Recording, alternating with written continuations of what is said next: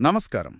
ఈరోజు మన ముందు కొన్ని ఆసక్తికరమైన మూలాలున్నాయి. ఇవి ఉపాధ్యాయ అర్హత పరీక్ష అంటే టెట్ కోసం సిద్ధం చేసిన సంస్కృత సంధుల స్టడీ మెటీరియల్. వ్యాకరణం అనగానే చాలామందికి కొంచెం భయంగా ఉంటుంది. కాని ఈరోజు మనం ఆ నియమాలను బట్టి పట్టే ప్రయత్నం చేయట్లేవు. అసలు ఈ సంధులు ఎందుకు, పదాలు కలిసేటప్పుడు ఈ మార్పులు ఎందుకు జరుగుతాయి, వాటి వెనుకున్న లాజిక్ను సరదాగా తేలికైన పద్ధతిలో విడమర్చి చూద్దాం. మన లక్ష్యం ఏంటంటే ఈ చర్చ ముగిసేసరికి ఈ నియమాలన్నీ మనకు కథల్లా గుర్తుండిపోవాలి. మీరు చెప్పింది అక్షరాల నిజం.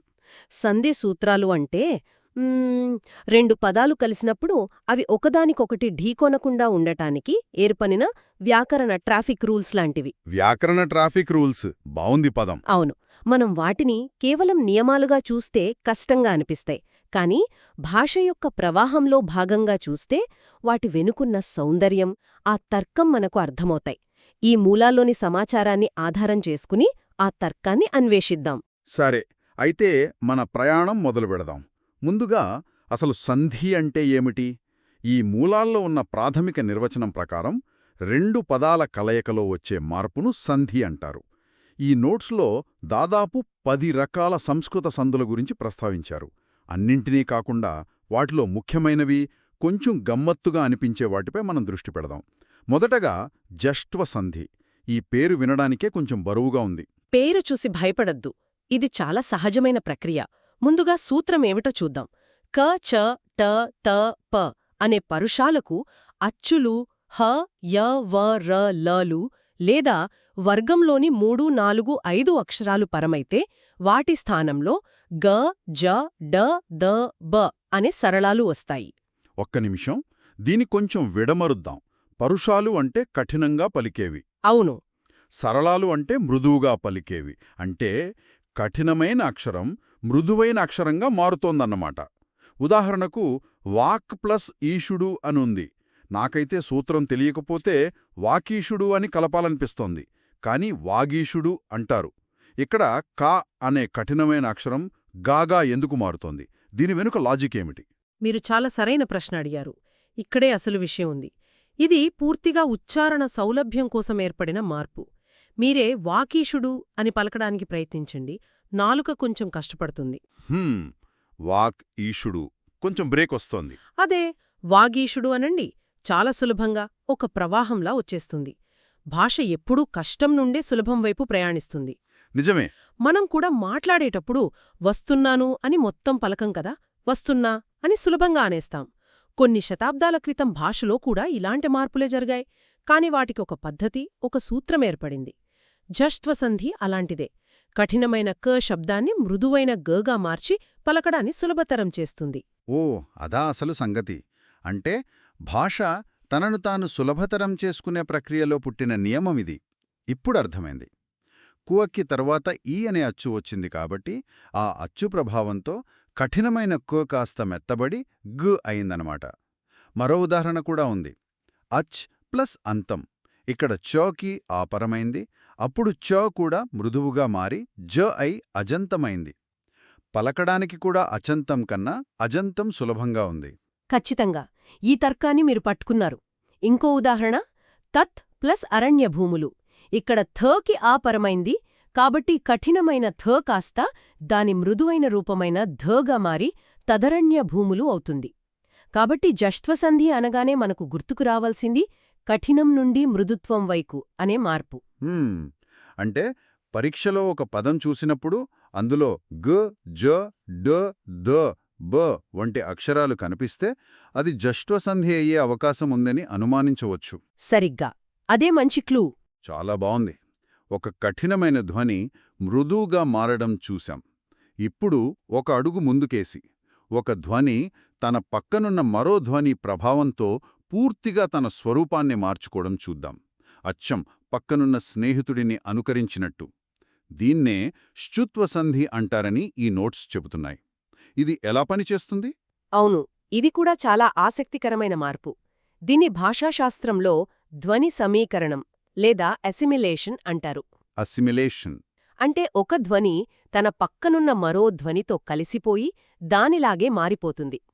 సూత్రం చూస్తే సకార తవర్గాలకు అంటే సా తా థా దా ధా నాలకు షకార చవర్గాలు అంటే షా చా ఛా జా ఝ న్యా పరమైనప్పుడు ఆ రెండో వర్గమే ఆదేశంగా వస్తుంది. ఓకే, అంటే రెండో పదం మొదటి అక్షరం చాలా శక్తివంతమైనదన్నమాట. అది వచ్చి మొదటి పదం చివరి అక్షరాన్ని తనలా మార్చేస్తోంది. సత్ ప్లస్ చరిత అనే ఉదాహరణ చూద్దాం. ఇక్కడ సత్తులోని థాకి చరితలోని చ పరమైంది. సూత్రం ప్రకారం చ చాలా బలమైంది కాబట్టి అది థని కూడా చేగా మార్చేసింది. అప్పుడు రెండు చాలు కలిసి చాగా మారి సచ్చరిత అయింది. ఇది చాలా తార్కికంగా ఉంది. సరిగ్గా పట్టుకున్నారు. నేను చిన్నప్పుడు ఎప్పుడూ సజ్జనుడు అనే పదాన్ని విడదీయమంటే సజ్ ప్లస్ జనుడు అనుకునేదాన్ని. నేను కూడా. కాని దాని అసలు రూపం సత్ ప్లస్ జనుడు అని తెలిసి ఆశ్చర్యపోయాను. ఇక్కడ కూడా అంతే. జా అనే శక్తివంతమైన అక్షరం వచ్చి థని తనలాగే జాగా మార్చేసింది. దాంతో పదం సజ్జనుడు అయింది. థ అనే అక్షరం జాతో చేతులు కలిపి తన రూపాన్నే మార్చుకోవటం నాకు చాలా ఆసక్తికరంగా అనిపించింది. ఈ ఉదాహరణతో ఇంకా స్పష్టతొచ్చింది. అంటే మనం పదాన్ని విడదీసేటప్పుడు ఛ జ లాంటివి కనిపిస్తే అందులో ఒకటి ఖచ్చితంగా త అయ్యుండొచ్చని మనం ఆలోచించాలి. ఇక్కడ తపస్ ప్లస్ శమమో అని మరో ఉదాహరణ ఉంది. ఇది కొంచెం భిన్నంగా ఉంది. అవును, ఇక్కడ తా వర్గం కాదు, సాకారం ఉంది. తపస్లోని సకి శమములోని ష పరమైంది. మన నియమం ప్రకారం షకార చ వర్గాలు బలమైనవి కాబట్టి ఇక్కడ ష తన ప్రభావంతో సని కూడా షగా మార్చేసింది. ఫలితంగా తపశ్శమము ఏర్పడింది. కాబట్టి శుత్వ సంధి అంటే పక్కనున్నవారి ప్రభావంతో మారిపోవడం అని గుర్తుపెట్టుకోవచ్చు. త లేదా సలు వాటి పక్కన వచ్చిన చ వర్గం లేదా ష లాగా మారిపోతాయి. ఇక్కడెక్కడో ఇది నిజంగా ఆసక్తికరంగా మారుతోంది. ఇక అనునాసిక సంధి పేరులోనే ఉంది. ఇక్కడ ముక్కుతో పలికే అక్షరాలు అంటే అనునాసికాలు ప్రధాన పాత్ర పోషిస్తాయి. దీని సూత్రం కొంచెం పెద్దదిగా ఉంది. వర్గ ప్రథమాక్షరాలైన క చ ట త పాలకు న మ అనే అనునాసికాలు పరమైతే ఆయా వర్గాల అనునాసికాలు అంటే న్య ఞ ణ న మ వికల్పంగా వస్తాయి. దీన్ని కొంచెం సులువుగా వివరిస్తారా? తప్పకుండా. సూత్రం చూసి కంగార్పడద్దు, చాలా సులభం. వర్గ ప్రథమాక్షరాలు అంటే క చ ట త ప అనే 5 అక్షరాలు. వీటికి న లేదా మ అనే అనునాసికాలు కలిసినప్పుడు ఆ క చ ట త పాలు కూడా వాటి స్వంత వర్గంలోనే అనునాసికాలుగా మారిపోతాయి. ఉదాహరణకు క్వాకి అనునాసికం కలిస్తే అది కా వర్గంలోని అనునాసికమైన జ్ఞాగా మారుతుంది. ట్వా అయితే నాగా, త అయితే నాగా మారుతుంది. అయితే ఇక్కడ వికల్పంగా వస్తాయనుంది. వికల్పం అంటే ఏమిటి? పదం చాలా ముఖ్యమైనది. వికల్పం అంటే ఐచ్ఛికం, ఆప్షనల్ అనమాట. అంటే ఇక్కడ 2 దారులున్నాయన్నమాట. రెండూ సరైన గమ్యానికి చేరుతాయి. అనునాసికం రావచ్చు లేదా రాకపోవచ్చు. రానప్పుడు ఏం జరుగుతుంది? మనం మొదటగా చర్చించుకున్న జష్ట్వ సంధి ప్రకారం కఠినమైన అక్షరం మృదువుగా మారుతుంది. ఉదాహరణకు జగత్ ప్లస్ నాటకం తీసుకుందాం. ఇక్కడ తకి న అనే అనునాసికం పరమైంది. ఒక దారి ప్రకారం త తన అనునాసికమైన నాగా మారి జగన్నాటకం అవుతుంది. ఓకే, రెండో దారేమిటి? అనునాసికం రాకపోతే? అప్పుడు జష్ట్వ సంధి నియమం రంగంలోకి దిగుతుంది. థ అనే కఠిన అక్షరానికి న పరమైంది కాబట్టి థ దాని మృదువైన రూపమైన ధగా మారి జగద్నాటకమవుతుంది. ఓహో, అంటే జగన్నాటకం, జగద్నాటకం రెండూ సరైనవే. పరీక్షలో ఈ రెండింటిలో ఏది కనిపించినా అది సరైన సమాధానమే. అలాగా, అదా అసలు విషయం. అంటే ఈ 2 పదాలు సరైనవేనా? నేను ఇన్నాళ్ళు ఎవరో తప్పుడాశారేమో అనుకునేవాణ్ణి. ఇది చాలామందికున్న సందేహం. ఇప్పుడు స్పష్టత వచ్చింది. అయితే ఈ వికల్పం అనే నియమానికి ఏమైనా మినహాయింపులున్నాయా? ఉన్నాయి. ఒకే ఒక్క ముఖ్యమైన మినహాయింపు. మయట్ అనే ప్రత్యయం వచ్చినప్పుడు మాత్రం ఈ ఆప్షన్ ఉండదు. అనునాసికం ఖచ్చితంగా రావాల్సిందే. దానిని నిత్యం అంటారు. ఉదాహరణకు వాక్ ప్లస్ మయం. ఇక్కడ మయం అనేది మయట్ ప్రత్యయం కాబట్టి కాకి వికల్పం లేదు. అది ఖచ్చితంగా తన అనునాసికమైన న్యాగా మారి వాంగ్మయం అవ్వాల్సిందే. వాగ్మయం అని రాయకూడదు. వాంగ్మయం మాత్రమే కరెక్ట్. అవును. అలాగే రాట్ ప్లస్ మయం కలిస్తే రాణ్మయం అవుతుంది. అద్భుతం! ఈ వికల్పం, నిత్యం అనే తేడా ఇప్పుడు బాగా అర్థమైంది. ఇప్పుడు విసర్గసంధికి వద్దాం. ఇది చాలా ప్రత్యేకమైనది. ఎందుకంటే ఇక్కడ విసర్గ అంటే ఆ రెండు చుక్కలు అనేక రకాలుగా మారుతుందని ఈ నోట్స్ చెప్తున్నాయి. ఇక్కడ ఒక ముఖ్యమైన నియమంపై దృష్టి పెడదాం.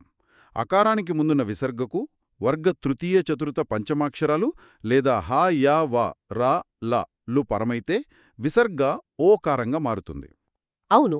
ఇది విసర్గ సంధిలో చాలా సాధారణంగా కనిపించే మార్పు. అయహ్ ప్లస్ మయం అనే ఉదాహరణ చూద్దాం. ఇక్కడ యహ్లో విసర్గకు ముందు యలో ఆకారముంది. దానికి మా అనే పంచమాక్షరం పరమైంది. మన నియమం సరిపోయింది. కాబట్టి విసర్గ ఓకారంగా మారి అయోమయమైంది. అలాగే ఇతః ప్లస్ అధికం లో తహ్లోని విసర్గకు ఆ అనే అచ్చుపరమై ఇతోధికం అయింది. అయితే కొన్నిసార్లు విసర్గ ఆర్ అంటే రేఫగా కూడా మారుతుందని ఉంది. చతుః ప్లస్ ఆత్మ కలిస్తే చతురాత్మ అయింది. ఇక్కడ ఓకారం రాలేదు, ఎందుకు? మంచి ప్రశ్న. విసర్గకు ముందు ఆ కాకుండా వేరే అచ్చులు అంటే ఈ ఊ వంటివి ఉండి దానికి అచ్చుపరమైతే అప్పుడు విసర్గ ఆర్గా మారుతుంది. ఓకే. చతుహ్లో విసర్గకు ముందు తూలో ఊ ఉంది. దానికి ఆ అనే అచ్చు పరమైంది కాబట్టి విసర్గ రగా మారి చతురాత్మ అయింది. ఈ చిన్న తేడాను గమనించాలి.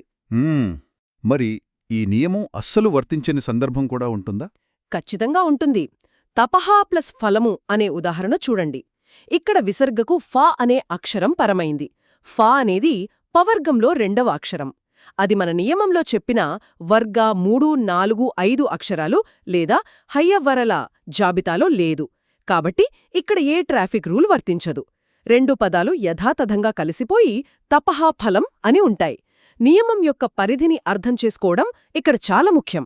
ఇప్పటివరకు మనం చూసిన సందులలో కొన్నిసార్లు అక్షరాలు రకరకాలుగా మారాయి. కాని కొన్ని సంధులు చాలా సూటిగా ఒకే ఒక నియమంతో పనిచేస్తాయి.